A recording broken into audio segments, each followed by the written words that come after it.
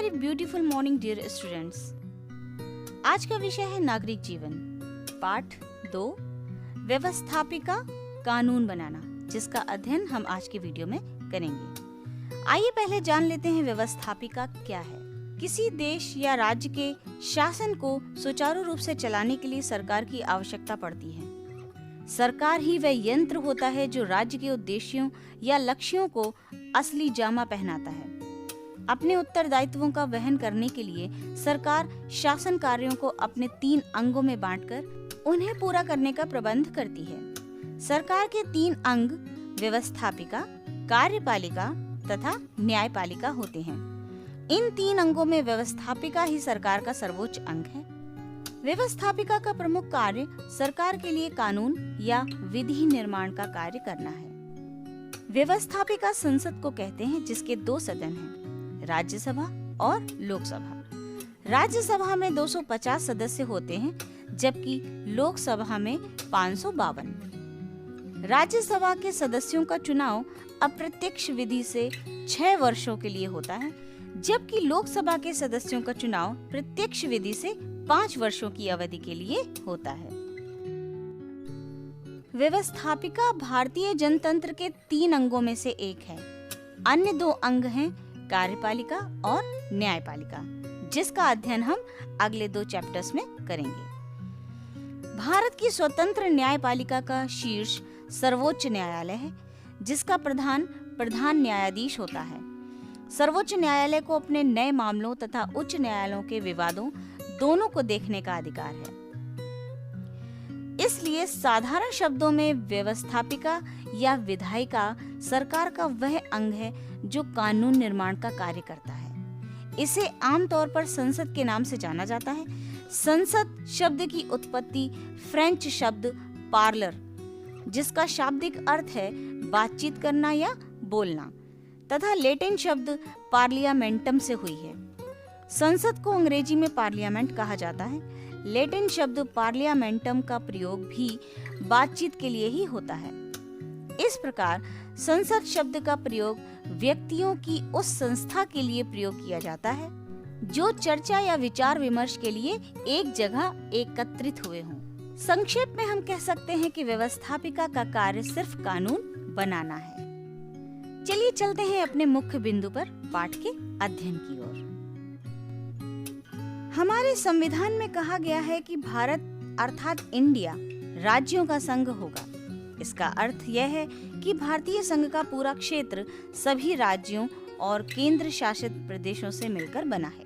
Dear students, video के अंत में आप देश के राज्यों और केंद्र शासित प्रदेशों की सूची देख सकते हैं। भारत में संघ यानी केंद्र तथा राज्य सरकारों के अधिकार संविधान द्वारा निश्चित किए गए हैं। चूंकि भारत राज्यों का संघ है, इसलिए संघ और राज्य के काम बटे हुए हैं।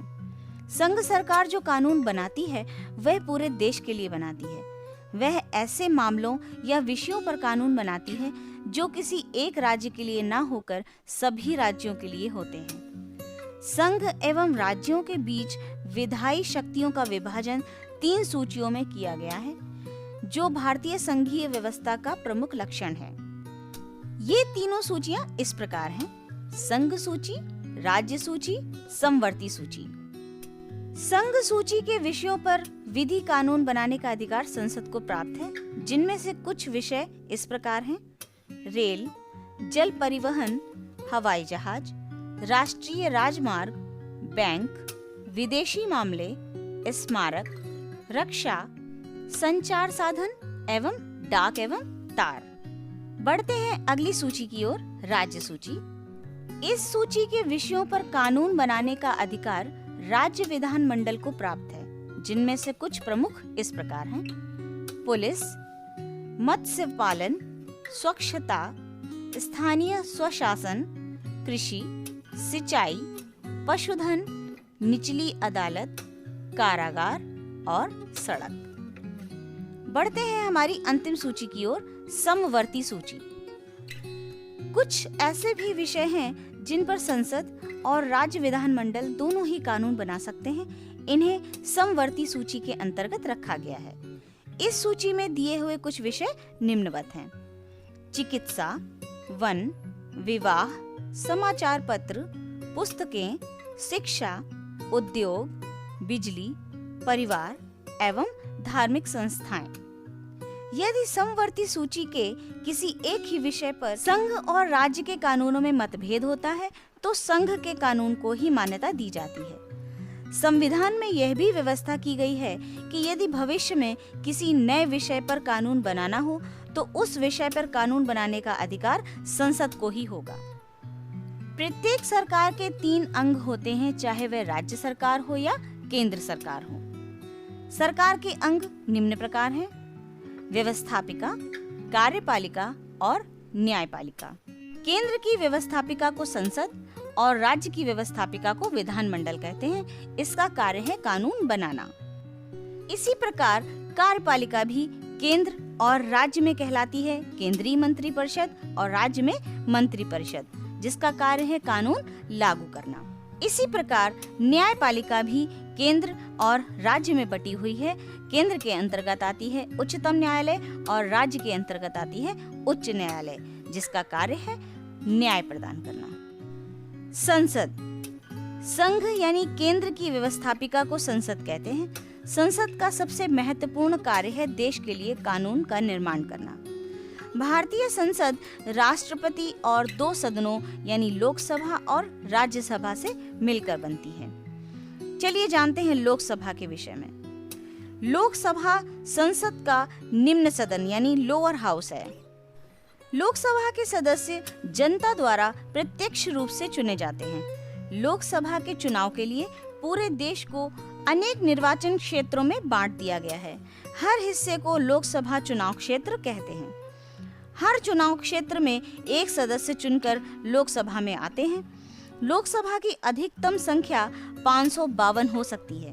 वर्तमान में 543 निर्वाचित सदस्य हैं और 2 सदस्य आंग्ल भारतीय समुदाय से मनोनीत हैं। चुनाव में उस क्षेत्र में रहने वाले 18 साल या उससे ऊपर की आयु वाले लोग वोट डालते हैं। चुनाव लड़ने वालों में जो सबसे ज्यादा वोट पाता है वही लोकसभा का सदस्य बनता है। आपने चुनाव लड़ने वाले उम्मीदवारों को भाषण देते या नारे लगाते हुए जरूर देखा होगा।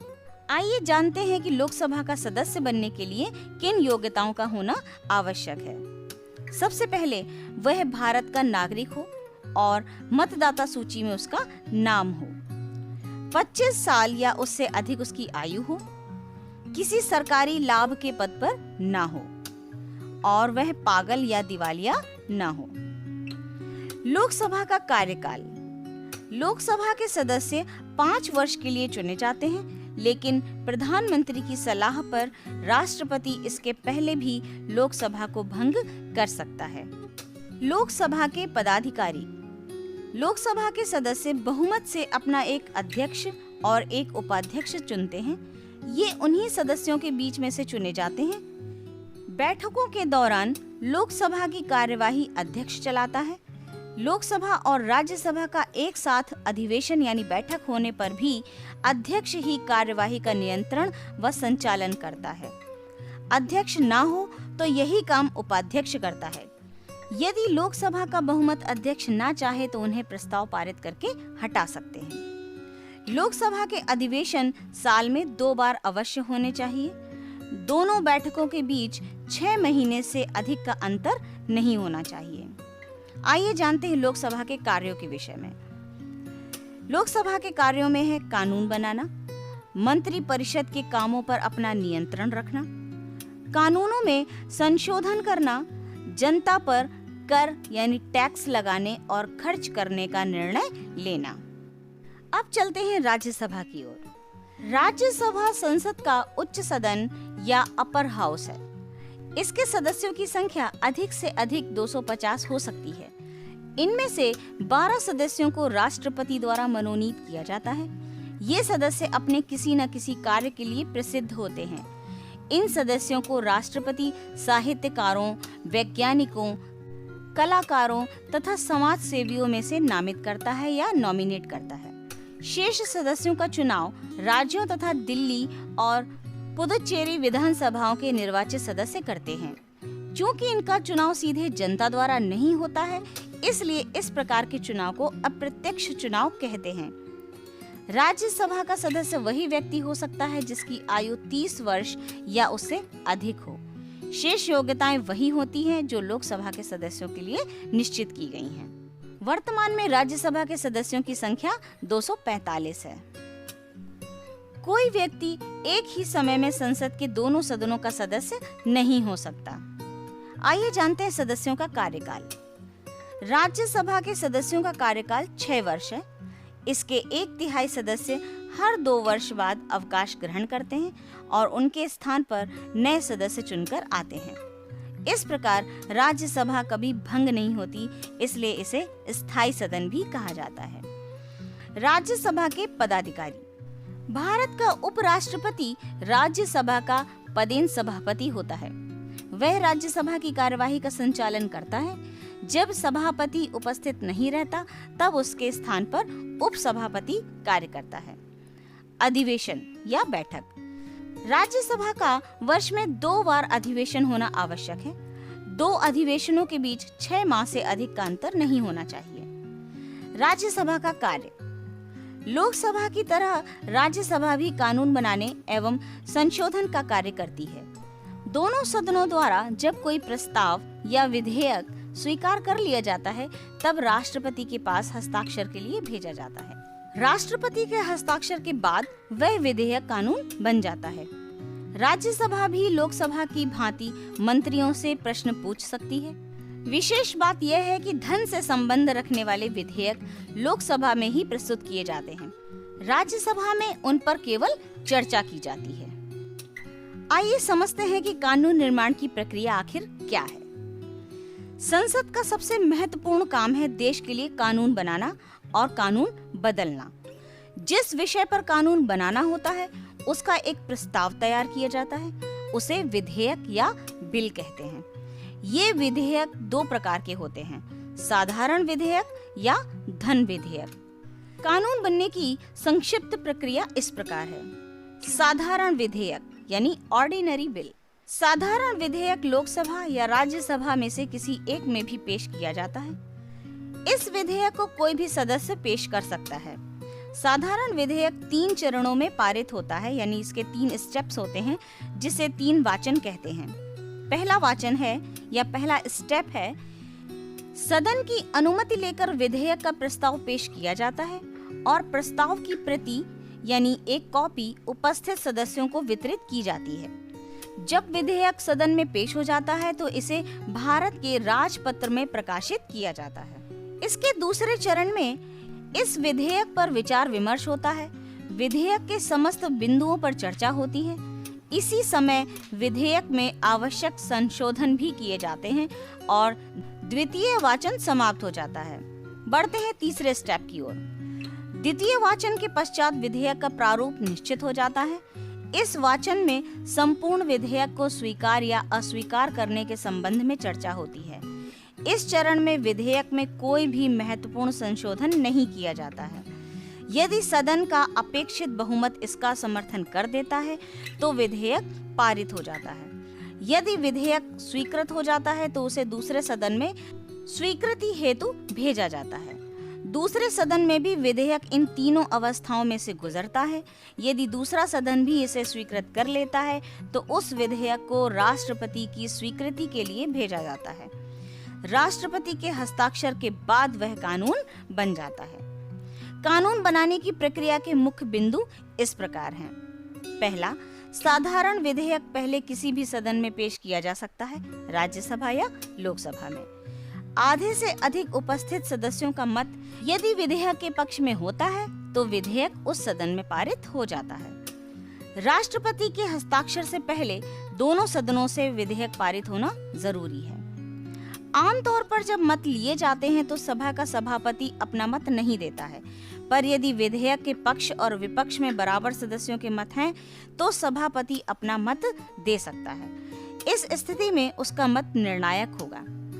यदि साधारण विधेयक एक सदन से पारित हो जाता है पर दूसरे सदन से पारित नहीं होता है तो समस्या उठ खड़ी होती है। इसे सुलझाने के लिए राष्ट्रपति दोनों सदनों की संयुक्त बैठक बुला सकता है। राष्ट्रपति साधारण विधेयक को सुझावों सहित वापस लोकसभा में भेज सकता है। लोकसभा चाहे तो उस विधेयक को वहीं पर समाप्त कर सकती है, परंतु वही विधेयक लोकसभा द्वारा दोबारा राष्ट्रपति को भेजे जाने पर राष्ट्रपति को अपने हस्ताक्षर करने ही होंगे। आइए जानते हैं धन विधेयक यानी मनी बिल क्या है। जिन विधेयकों में खर्चे या आमदनी की बात जुड़ी है, जैसे बजट, तो उसके लिए प्रक्रिया कुछ अलग है। ऐसे विधेयक राष्ट्रपति की अनुमति से ही संसद में पेश किए जा सकते हैं। ये विधेयक हमेशा पहले लोकसभा में पेश किए जाते हैं, उन्हें मंत्री ही पेश कर सकते हैं। केवल लोकसभा ही इन विधेयकों पर मत दे सकती है, अर्थात ये विधेयक लोकसभा से ही पारित होते हैं। राज्यसभा में ये विधेयक केवल चर्चा के लिए भेजे जाते हैं। राज्यसभा केवल 14 दिन के लिए धन विधेयक अपने पास रख सकती है। लोकतंत्र का एक और महत्वपूर्ण सिद्धांत है बहुमत का शासन। बहुमत से लोग चुने जाते हैं, बहुमत से ही विधेयक पारित होते हैं। आइए उत्तर प्रदेश के संदर्भ में कुछ जानते हैं। हमारे प्रदेश की व्यवस्थापिका को विधानमंडल कहते हैं। यह राज्यपाल, विधानसभा तथा विधान परिषद से मिलकर बनती है। विधानसभा में 403 सदस्य होते हैं जो जनता द्वारा निर्वाचित होते हैं, जबकि एक सदस्य का मनोनयन राज्यपाल आंग्ल भारतीय समुदाय से कर सकता है। वही व्यक्ति विधानसभा का चुनाव लड़ सकता है जो 25 वर्ष या उससे अधिक आयु का हो। विधानसभा के सदस्यों को विधायक या MLA, member of legislative assembly कहा जाता है। सभी सदस्य मिलकर अपने बीच में से एक ही अध्यक्ष और एक उपाध्यक्ष का चुनाव करते हैं। सामान्यतः विधानसभा का गठन 5 वर्ष के लिए किया जाता है, परंतु मंत्री परिषद की सलाह पर राज्यपाल इसे समय से पहले भी भंग कर सकता है। उत्तर प्रदेश विधान परिषद में 100 सदस्य होते हैं। इसमें 38 सदस्य विधानसभा द्वारा, 36 सदस्य स्थानीय संस्थाओं द्वारा, 8 शिक्षकों द्वारा तथा 8 स्नातकों द्वारा निर्वाचित होते हैं। 10 सदस्य राज्यपाल द्वारा मनोनीत किए जाते हैं। वही व्यक्ति विधानसभा का सदस्य बन सकता है जो 30 वर्ष या उससे अधिक आयु का हो। विधान परिषद के सदस्यों को विधायक या MLC, member of legislative council कहते हैं। विधान परिषद के सदस्य अपने बीच में से ही एक सभापति और एक उपसभापति चुनते हैं। विधान परिषद एक स्थायी सदन है। इसके सदस्यों का चुनाव 6 वर्ष के लिए किया जाता है। प्रत्येक दूसरे वर्ष 1/3 सदस्य अवकाश ग्रहण करते हैं। विधानमंडल का मुख्य कार्य कानून बनाना है। विधानसभा एवं विधान परिषद द्वारा पारित विधेयक राज्यपाल की सहमति के बाद कानून बन जाता है। हमारे प्रदेश का विधानसभा भवन लखनऊ में स्थित है। डियर स्टूडेंट्स, इस चैप्टर के माध्यम से हमने जाना कि व्यवस्थापिका क्या है, इसके कौन कौन से अंग हैं और इसके क्या कार्य हैं। आप इस वीडियो को एक बार फिर से देखिए और दोबारा अध्ययन कीजिए। आज के लिए इतना ही। मिलते हैं अगले वीडियो में इसी चैप्टर के अभ्यास कार्य के साथ। तब तक के लिए अपना ध्यान रखिए, खूब पढ़िए, खूब बढ़िए। इस समय को बेकार न जाने दें। घर पर सुरक्षित रहकर इन वीडियोस के माध्यम से अपने अध्ययन को जारी रखिए। Thank you.